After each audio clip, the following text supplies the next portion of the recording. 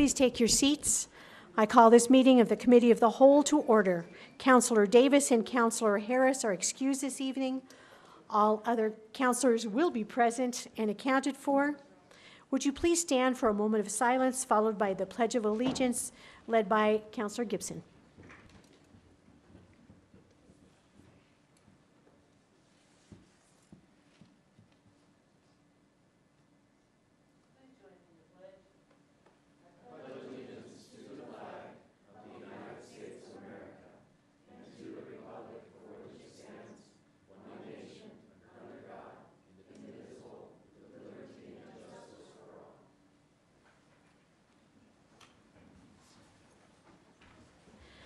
Thank you all for being here this evening.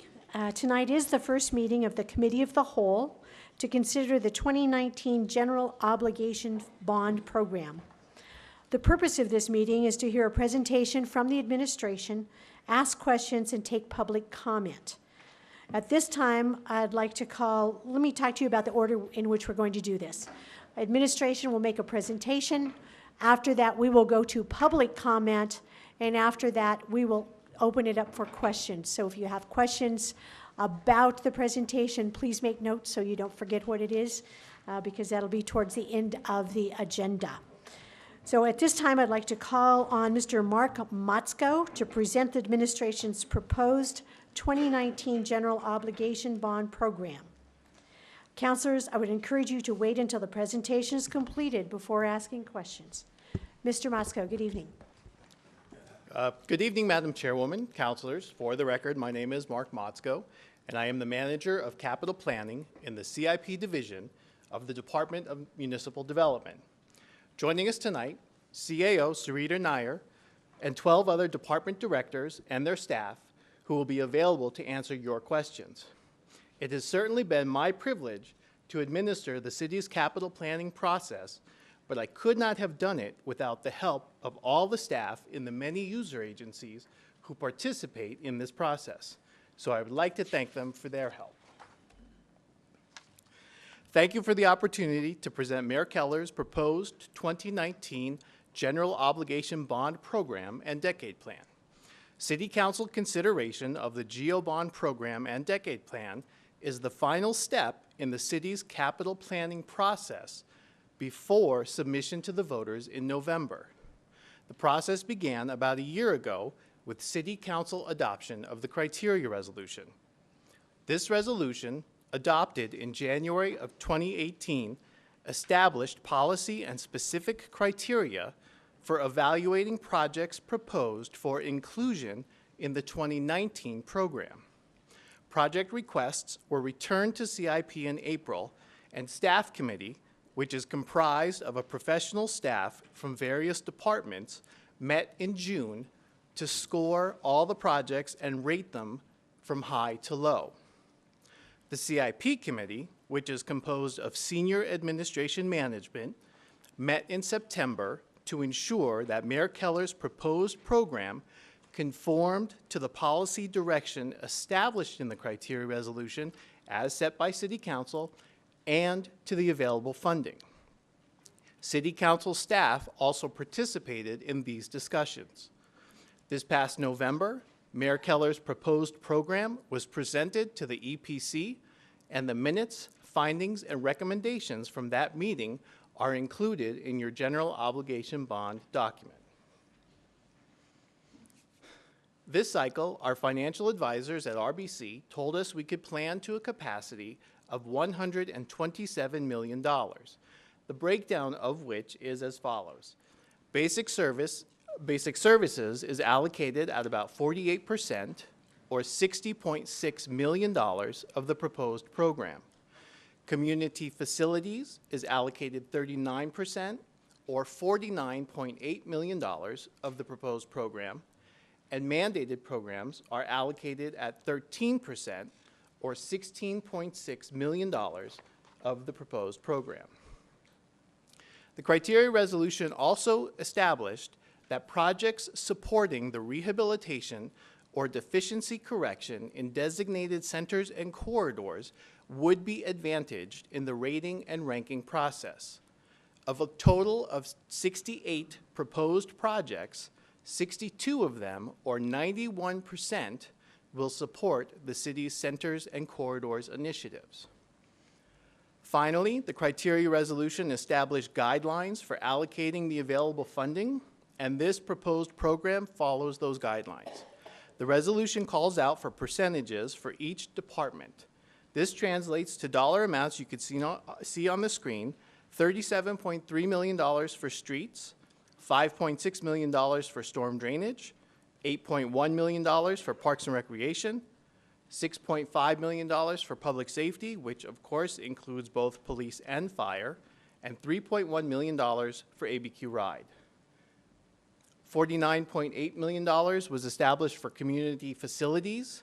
These include animal welfare, cultural services, DMD facility and energy, environmental health, family and community services, which includes workforce housing, finance and administrative services, planning, senior affairs, and technology and innovation services.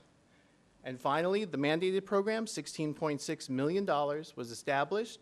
Of course, City Council neighborhood set aside, 3% for energy conservation, 2% for open space land acquisition, and of course, 1% for public art.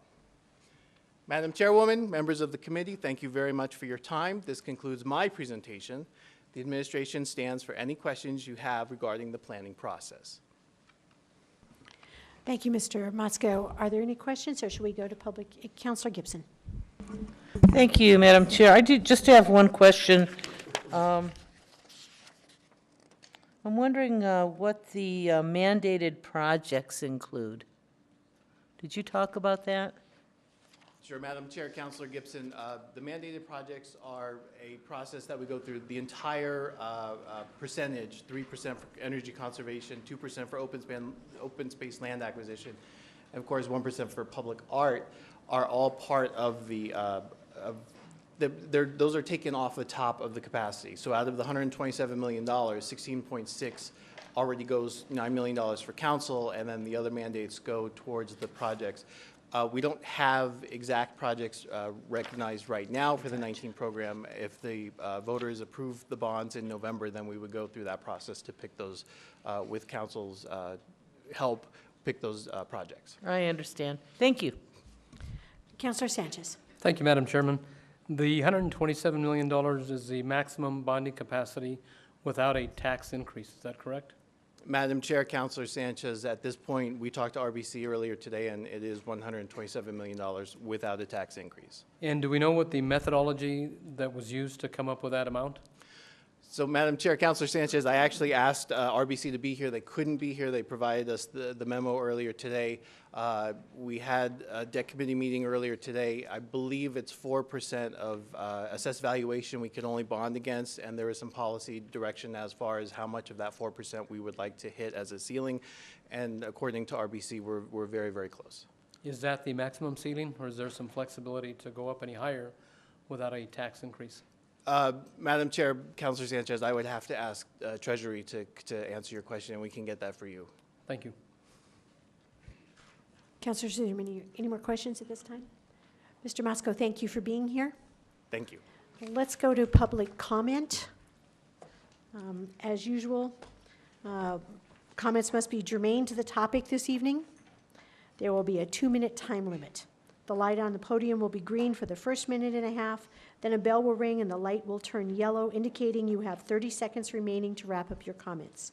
At 2 minutes, the light will turn red and ring to indicate your time is up.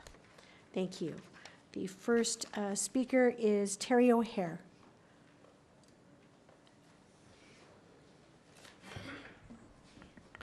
Good evening, Ms.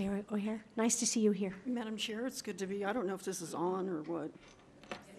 It is? Okay, thank you. Madam Chair and Council, I'm here to make a comment on the amount that I see in this budget for 2019 regarding ADA issues, sidewalk improvements as part of the GO bond summary. I want to mention something that often from you folks I've heard, that ADA is an unfunded mandate.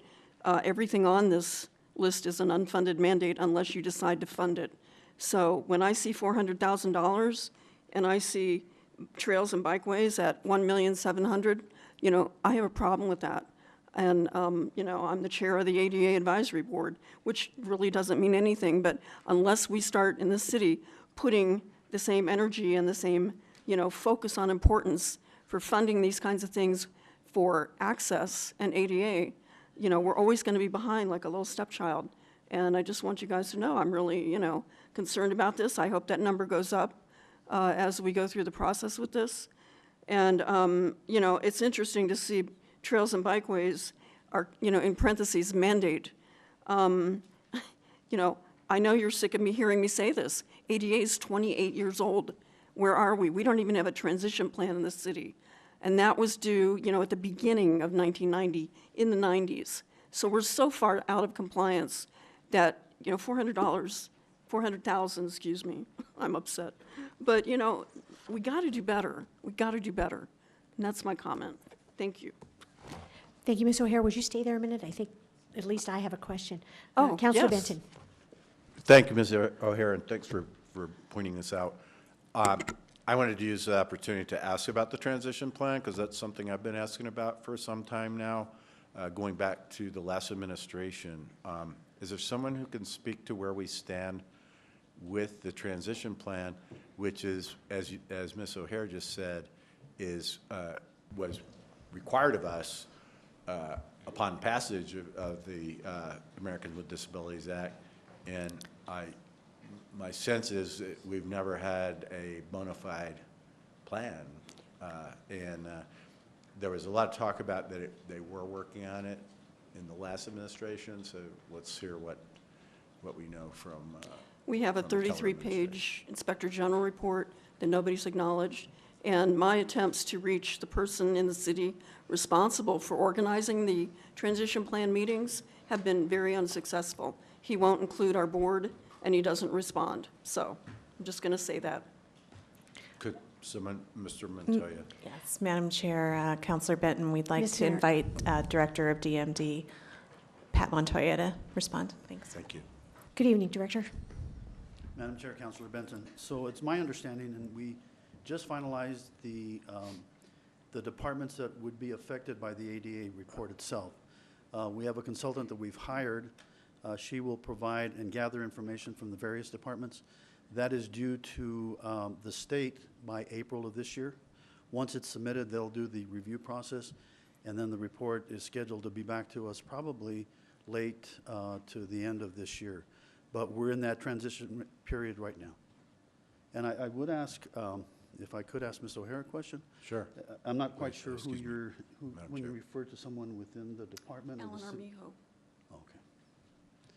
Okay. I can't address that. I would defer either to the administration or. Yeah.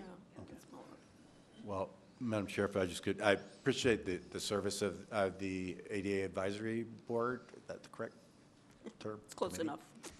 enough. And we had a good meeting about a specific issue in downtown, and this is critically important, I think, for us. And without that plan, it's hard to say, well, what's the capital cost, which we know is astronomical, and how do we start putting a dent into it? So, And a real transition plan goes beyond DMD. It covers every department in the city, so. sure, exactly. I mean, Yeah. it has to do with streets, but it also has to do with every older building and even buildings like this one, of course, that we try to stay on top of bringing it into compliance. And of course, it's the responsibility of design professionals who work for us and the plan check desk to bring us into compliance whenever we pull a building permit where it can be, where any issue can be remediated, but that still leaves everything else that's not being put up for a building permit. So I think we do a reasonably good job when we do new work, but then there's everything else of infrastructure dating back to the 60s and 50s. So And Madam Chair, Councilor Benton, so we have 9 departments that are involved in this process. just as an example, of my own set aside, councilors, is you know, we've got a big project where we're asking for some help from the legislature this time. That's outside of that 400,000, but we've all got to do whatever we can to keep working on it. Thank you. Thank you. Councilor Borrego? Thank you, Director. Thank you, Madam Chair. I guess thank you, first of all, to Terry, because you have been very diligent in keeping me informed. So, and just to follow up with Counselor Benton's comment, just for really my own understanding as well, and I think we're looking at sidewalks, curb and gutter, we're looking at buildings, and enlighten me if there's anything else that I'm missing, that I'm thinking. Programs, beyond Programs. physicality, programs and facilities and programming. That Okay. means that when you are a citizen of our city and you go to an event at Biopark, a concert, every one of these things has either an accessibility component to it or we don't do it, we fail. So, it's really broad, and a good transition plan covers, all the goods and services and buildings of a city. It's no small deal. It's huge. And, it's a good reason not to start it ever, because it's so big. But And I guess a 400 grand follow-up is to just- that is, does the advisory board have like knowing that the number is going to be huge, and it's going to be a long-term process, does the advisory board have sort of a recommendation as to kind of a place to start and where, that would be reasonable over time? Do We you all do. have some sort of a report? And we've shared that with the assistant mayor, Gary Lee. It was very wonderful, good meeting. We're happy to share that with anybody who wants to hear it. We always strive for the places with the most bodies that use it, Same with an intersection, you're going to improve. Personally, The I busiest. have a disability on my shoulder, so I appreciate what you're doing, and I appreciate that you all are, trying to, because there are a lot of people that you can't see those disabilities, That's right. but they're there. And I certainly respect what you guys are trying to do. I think it's going to be something we're going to have to look at short-term, midterm, and maybe longer-term processes as we go forward. But I would like to see that report if I could. We'll make sure you get it, and we'll copy everybody. Thank you. Thank you, Ms. O'Hare. Thank you for being here and for your commitment. Our next speaker is Rudolph Serrano. Chairman, members of the council, I think a lot of what I was going to say already been said. But in the same note, I want to see something that we can expand the contracts a little bit more so more people can get money from that pool. Like, let's say if we're going to fix roads, get a bunch of little contracts so a lot of little contractors can come in, do it faster, and we get the money back faster too. So it's a mechanism that is happening in all the industry, and it speeds the way the money comes back into our packets. So that's one of the things I wanted to mention. The other thing that is like, can we go more green? We need to go a little bit more green in these projects. I see the Median and Jefferson, those things. I see more trees. I see fruit trees. I remember like 30 years ago, we have fruit trees and we started killing them because we didn't want to pick the fruits. But we're moving to different times, different eras. And maybe we can start producing something. We're going to need more water. We're getting into droughts. Is there anything that we can guide that way to the real times that we're living so we can hold some of the water that is falling, because otherwise we're going to have big droughts? So those are some things. And the last thing is background checks for contractors. Half the city is run by the cartels. It's the corruption levels of the city are tremendous, and a lot of contractors, especially in construction, are ex-cartel members or family of members, or they're just cartel. And our police knows who they are. And I think if we put something to stop them from applying for getting money from our contracts, they'll take their money and themselves somewhere else. Thank you very much. Thank you, Mr. Serrano. The next speaker is Tad Naminsky, followed by Brad Sumrall.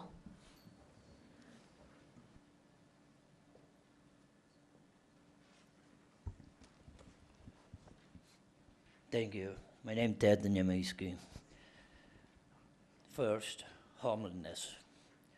Well, city of Albuquerque being used for as long as I can remember, way back to 60s, as dump for the people with problems, all kind problems, from all over the state. Now, American Indian were thrown out way back to 60s from a reservation just because having alcohol problem or other problem. And where they end up? Here in Albuquerque. Now, mental hospital, patient release, prisoners release, being given over the years one-way ticket to Albuquerque, New Mexico. Now let's go further, homelessness. It's a very big problem in Albuquerque, all over the downtown area and along Central Avenue. 10 cities all over. Homeless people camping everywhere as a vacant lot or any commercial, vacant commercial property.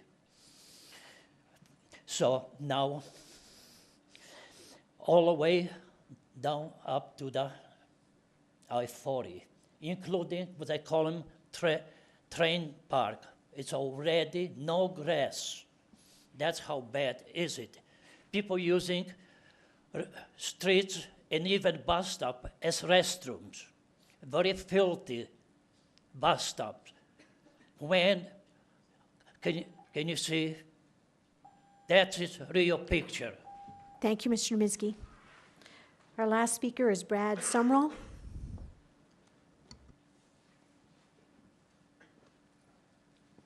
Madam Chair and councilors, thank you for giving me the opportunity to speak this evening. I would like to encourage you to either maintain or increase the amount of funding for drainage and water quality programs in the city.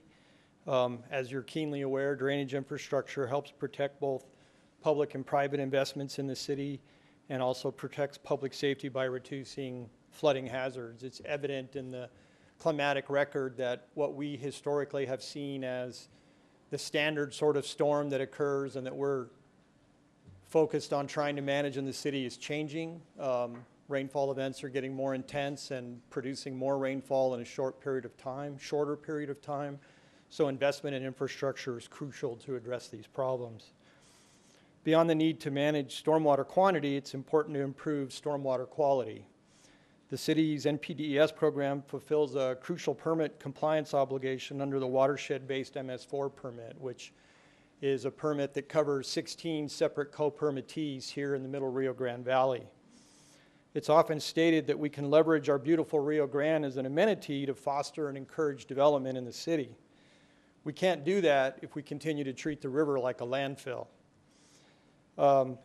Currently, there's little or no treatment of any sort of stormwater runoff before it discharges into the river, and therefore it's a receiving water that is impacted by man-made chemicals from automobiles, solid waste, trash, anything that gets thrown out of car windows, and the random deposits that our pet owners leave in public places.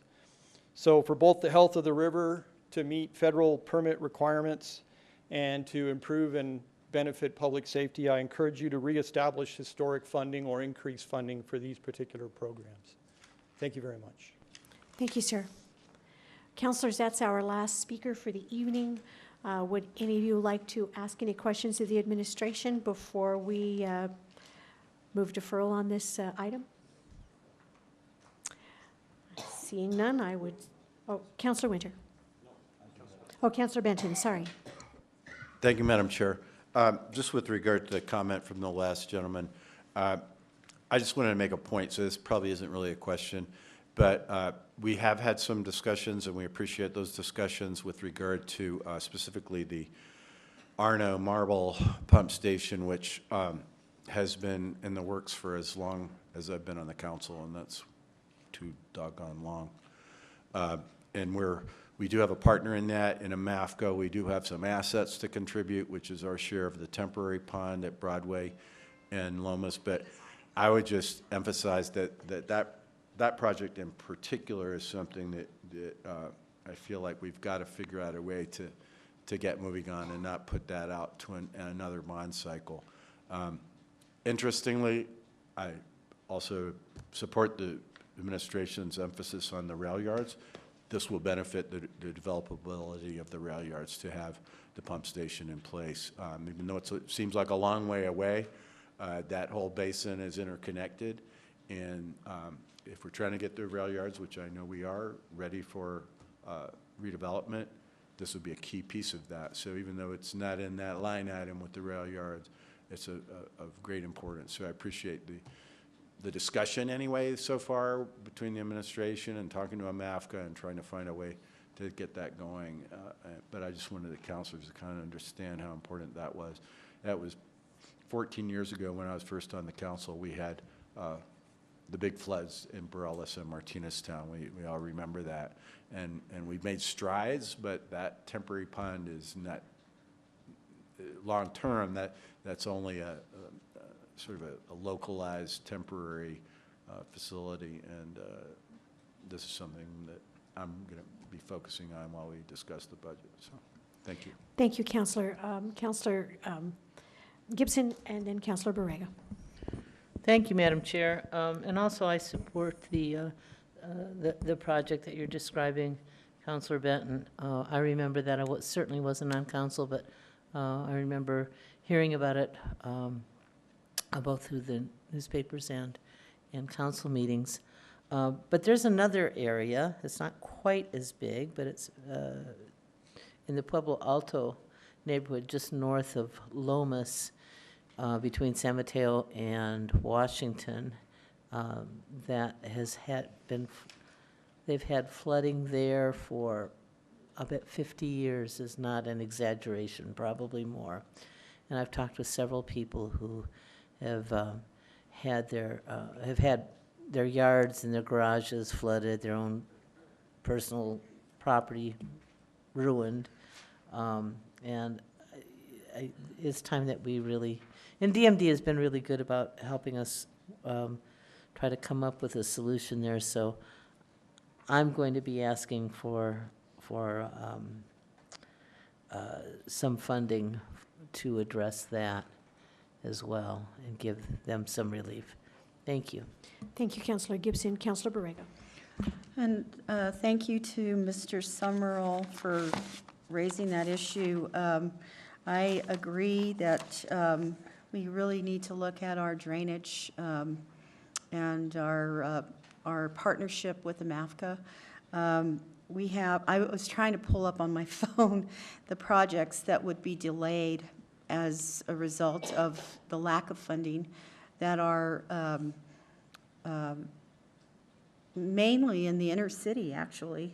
And I was trying to pull up that list so I could read it out loud, but what I'll do is I'll share it with the councilors and the administration, because I think it's really important that if some of these projects are especially in the downtown area, are delayed, then we're going to have some problems with some of the priorities that the council has identified. So, and I know that we've put in another $1 million, but I think we really need to look closely at how those affect our priorities. Thank you. Thank you, Councillor Borrego. Councillor Sanchez. Thank you, Madam Chairman. I believe that we all support the rail yards. I think it's a great project. Do we have an estimated cost on what the remediation will be for the rail yards moving forward? Is anyone prepared to answer that question? Yes, I was just seeing here, we've got Director Campbell from the Planning Department. Thank you. Good evening, Director Campbell. Good evening, Madam Chair and councilors. It's a moving target. We found that the remediation of the rail yards will be in the $8 to $9 million range, but we are also approaching the development of the rail yards in a way that allows us to do this on an iterative basis, such that we activate portions of it and do this as we can move along. So it's a more complex answer. I apologize, and we'd be prepared to give you, as part of the responses to the CIP, more details about how we're planning to phase that. I know that these questions were asked by council, and we are in the process of returning those answers. I hope that's okay. Thank you, Mr. Campbell. Thank you. Councilor Benton. Just to answer Councilor Sanchez, as I recall, there was a range given by the consultant who studied the environmental remediation there. Part of what makes it kind of a moving target is the issue, which is kind of a standard issue within older buildings, of asbestos removal. But that's also more and more just part of construction of remediation of existing buildings, that kind of remediation of asbestos. So if we're just talking about the ground contamination, it's considerably less, I think, than that, the bigger figure. But on the ground contamination, as I recall, it was in the low end on that was in the 5 million range, if I remember correctly, and the higher end, again, we could, if we were to put one of the buildings, for instance, out for a bid, that could be done as part of a construction contract. My big concern now is we're losing the roof decks on those buildings, and roofing is, administration knows that this is the drum I'm always beating on, but roofing and preventing loss of structural integrity of the decks, of the roof decks of the building, which are typically wood, even in those big heavy-duty buildings, is another matter. So I think most of the requests that we've been making to Santa Fe and the requests that, in general, I think on the rail yards would include some remedial or re-roofing to protect the asset. Thank you. Thank you, Thank Director you. Campbell. Are there any other questions? Seeing none, I'll tell you now that the next meeting, which is on February 21st, will discuss markup, and public comments will not be taken, but we will be discussing the markups that the City Council is doing. So with that, I make a motion to defer until February 21st, R120. There's a motion and a second. All those in favor say yes? Yes. So that next committee of the whole meeting will be on Thursday, February 21st at 5 p.m. And again, no public comment will be taken. That is the end of this meeting. The meeting is adjourned.